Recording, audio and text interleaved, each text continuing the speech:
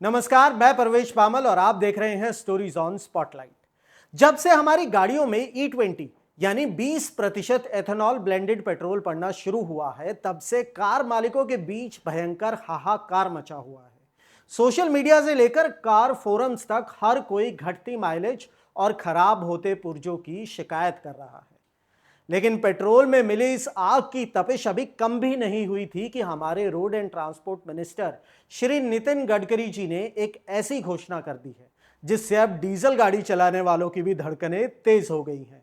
सरकार अब डीजल में भी बायोफ्यूल मिलाने की तैयारी कर रही है। तो क्या है यह नया प्लान? क्या आपकी डीजल कार या वाहन पर इसका असर पड़ेगा? सबसे पहले यह समझते हैं कि सरकार ऐसा करना ही क्यों चाहती है। इसके पीछे दो बड़े कारण हैं। पहला, क्रूड ऑयल इंपोर्ट्स का बढ़ता हुआ बिल और पॉल्यूशन कम करने का टारगेट। भारत दुनिया का तीसरा सबसे बड़ा प्राइमरी एनर्जी कंज्यूमर है। हम अपनी जरूरत का 80% से ज्यादा कच्चा तेल विदेशों से खरीदते हैं।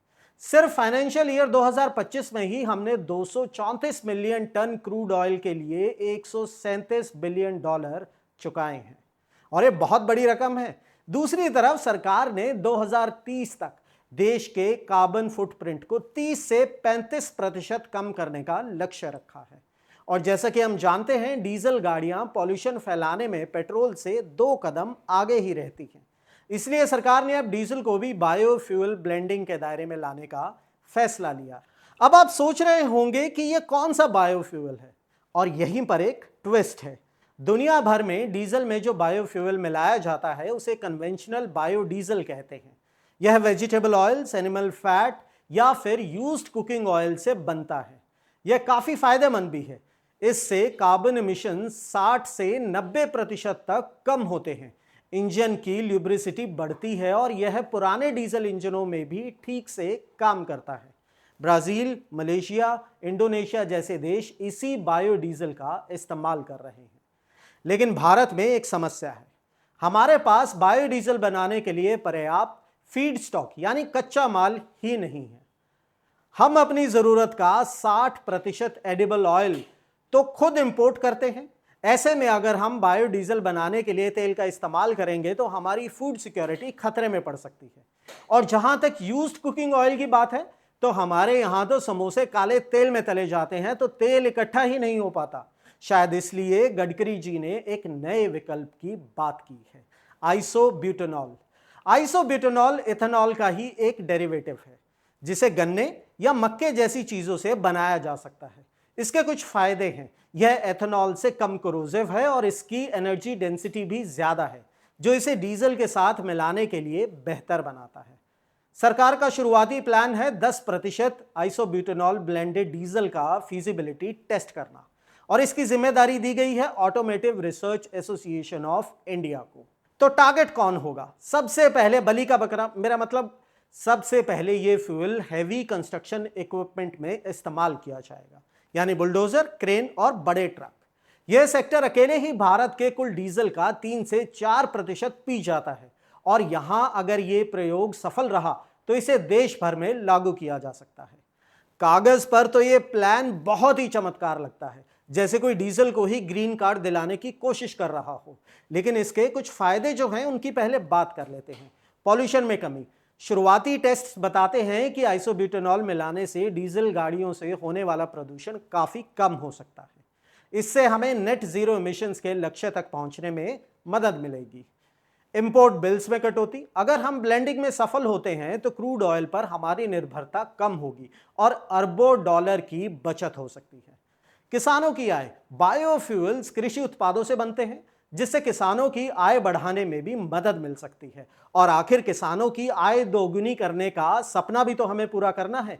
लेकिन जैसे हर दवाई के साइड इफेक्ट्स होते हैं, वैसे ही बायोफ्यूल के साथ भी कुछ वार्निंग्स जुड़ी हैं। शुरुआती लैब टेस्ट में आइसोब्यूटेनॉल ब्लेंडेड डीजल के साथ कुछ गंभीर समस्याएं सामने आई है। सबसे पहली, कम सिटेन नंबर। डीजल का सिटेन नंबर लगभग 50 होता है, जबकि आइसोब्यूटेनॉल का सिर्फ 12 है। कम सिटेन नंबर का मतलब है delayed ignition, rough combustion, knocking और इंजन की एफिशिएंसी में कमी। आसान भाषा में कहें तो इंजन की परफॉर्मेंस पर बुरा असर पड़ सकता है। दूसरा, कम एनर्जी डेंसिटी। आइसोब्यूटेनॉल की एनर्जी डेंसिटी डीजल से कम होती है। इसका सीधा मतलब है पावर में कमी और माइलेज का गिरना।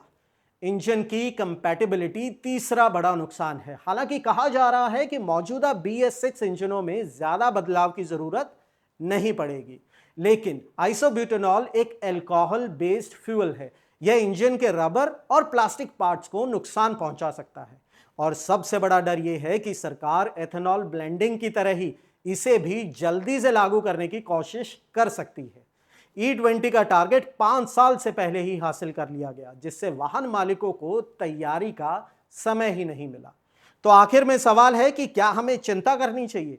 देखिए, यह अभी बहुत शुरुआती चरण में है। ARAI की रिपोर्ट आने के बाद ही असली तस्वीर साफ होगी। लेकिन यह जरूरी है कि सरकार इस बार पूरी तैयारी के साथ आगे बढ़े। वाहन निर्माताओं को समय दिया जाए ताकि वो आने वाले फ्यूल के लिए गाड़ियां तैयार कर सके।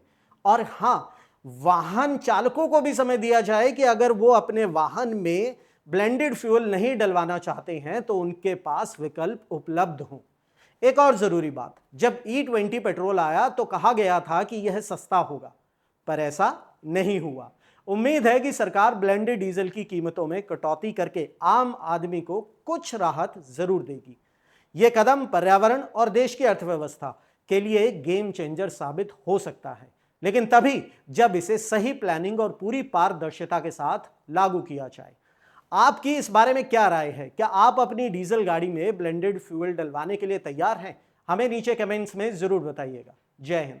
चुनावी वादों का वड़ा पाव, अर्थव्यवस्था का भरता, गर्मा गर्म मुद्दों का चटपटा विश्लेषण, व्यंग का तड़का with a bit of serious discussion. हर हफ्ते special episodes, stories on spotlight with Parvesh Pamil, only on Rapid Leaks YouTube channel.